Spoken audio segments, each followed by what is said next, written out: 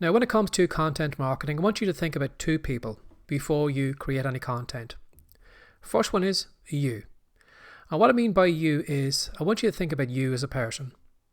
Now, when it comes to content marketing, it's going to be something that you're going to have to do long term.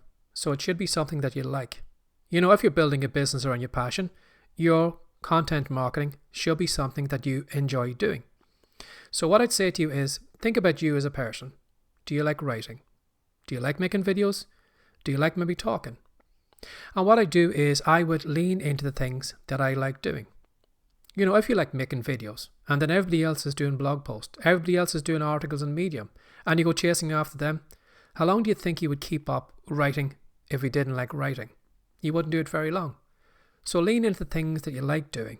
If you like making videos, well then you can be guaranteed you're going to show up here consistently making videos for TikTok, YouTube, or whatever platform you put it on. So lean into what you're good at. Lean into what you like doing.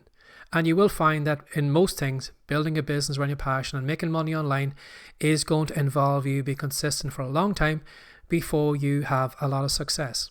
So you need to find out what you like doing so that you can keep doing it again and again and again, regardless of what anyone else says. Lean into what you like doing. Second thing I'd say to you is think about your end user. Now your end user right now, as they find your blog post, as they find your video, or maybe listen to your podcast episode, are coming at that content with this mantra in their head. What's in it for me? They're thinking to themselves, well, why should I read that blog post? Why should I watch that video? Why should I take the time to listen to the podcast episode? So what you need to do is you need to lift yourself out of your head. You need to put yourself in the head of your end user. And just ask yourself that question. You know, why would anyone read this blog post? Why would anyone give me a few minutes of their time to watch this video? Why would anyone listen to me in a podcast episode? And by you actually asking yourself that question, you're going to take your content creating a lot more seriously.